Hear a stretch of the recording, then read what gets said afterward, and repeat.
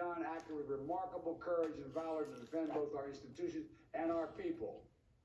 Went on to say, generations to come will think of him and these officers and thank them for their service.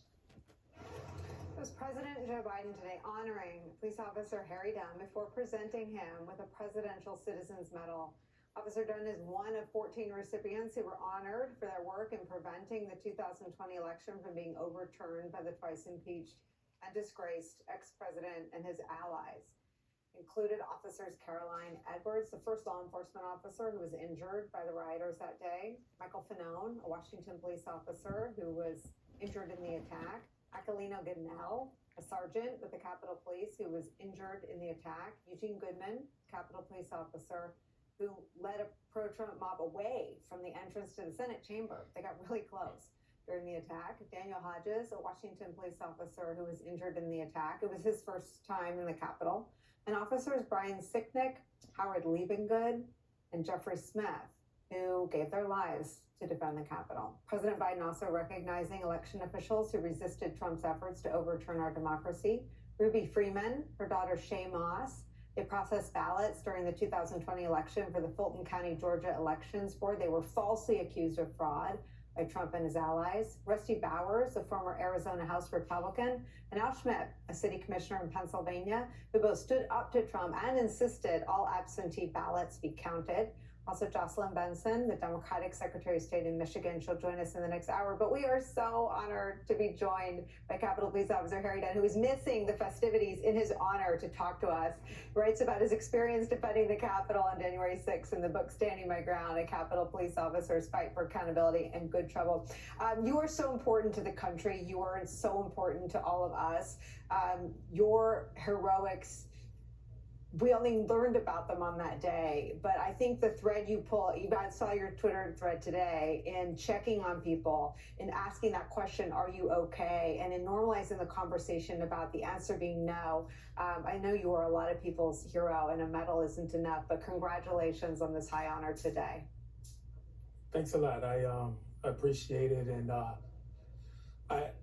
as you know, being on your show before, I'm never at a loss for words, but I'm over the moon, elated, and just completely humbled to be standing here as a recipient of this medal right now.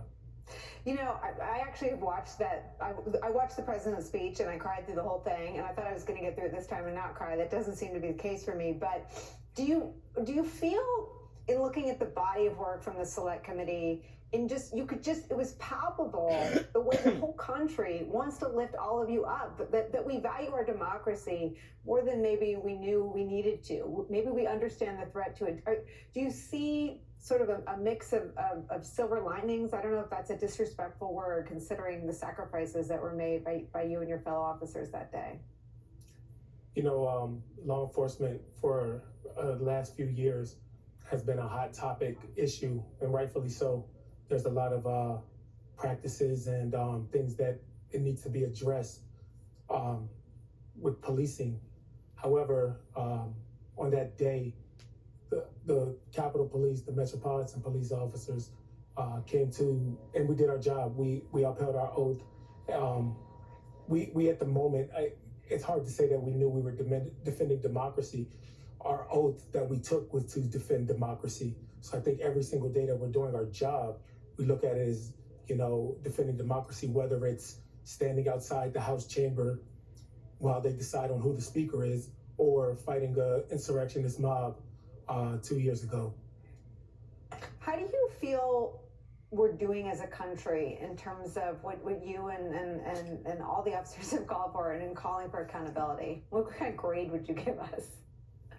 You know, I was talking to somebody, and it's 2 years ago. It seems like yesterday. I can still taste the pepper spray in the air. I can hear the sounds of the metal poles being struck against officer shields. I can still hear it. It's palpable.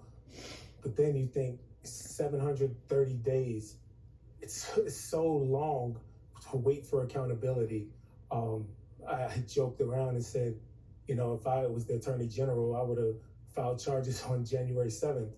But I'm not, luckily, I'm not the Attorney General, and we just have to trust that he's going to do the job and do it correctly. But it is taking a long time, and I guess just got to keep being patient, because what other choice do we have besides to be patient? What other choice do we have? What are your thoughts about seeing some of the members who deny the violence that you just described better than I could? The sound of the polls, some of them were flags, Trump flags, being used against the shields. They were used against the officers as well. The injuries, I know Sergeant Ganell's injuries caused him to resign from police work, from law enforcement. What do you make of the power that the most enthusiastic insurrectionists have today in the deliberations in the House of Representatives? You know, I think about that often.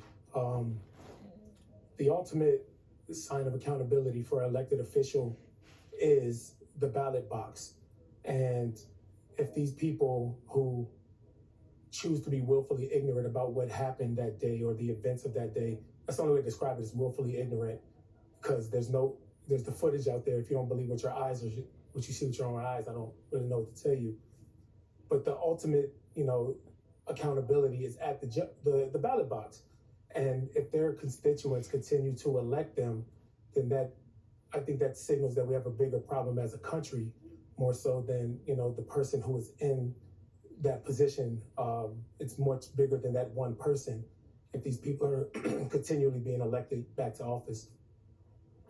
Officer Dunn, I don't have any power to charge people that I think plainly committed crimes on TV on purpose either, but you have a whole lot of supporters watching right now. What can we do? I have this idea that the two Harrys, you and Prince Harry, could change the entire world conversation about mental health. I think that what you've contributed to that conversation, especially as a strong male public figure, is so important. But what conversations do you want to keep going? What can we do?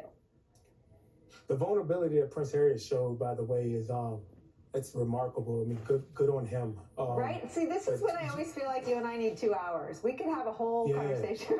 Yeah. I mean, good on him, man. Like, that's, this isn't easy. I would trade this medal in a heartbeat to go back to not knowing what anybody knew who I was.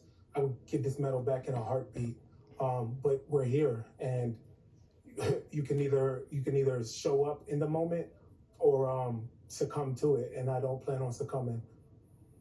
Officer Harry Dunn, it's my understanding that you have not made it to the party being thrown in your honor, so please go inside. Thank you very much for standing outside and talking to us. We're really so grateful. Thank you. I'm glad I was able to connect with you, and let's talk soon. Yeah, let's do that. The two Harrys. We're going to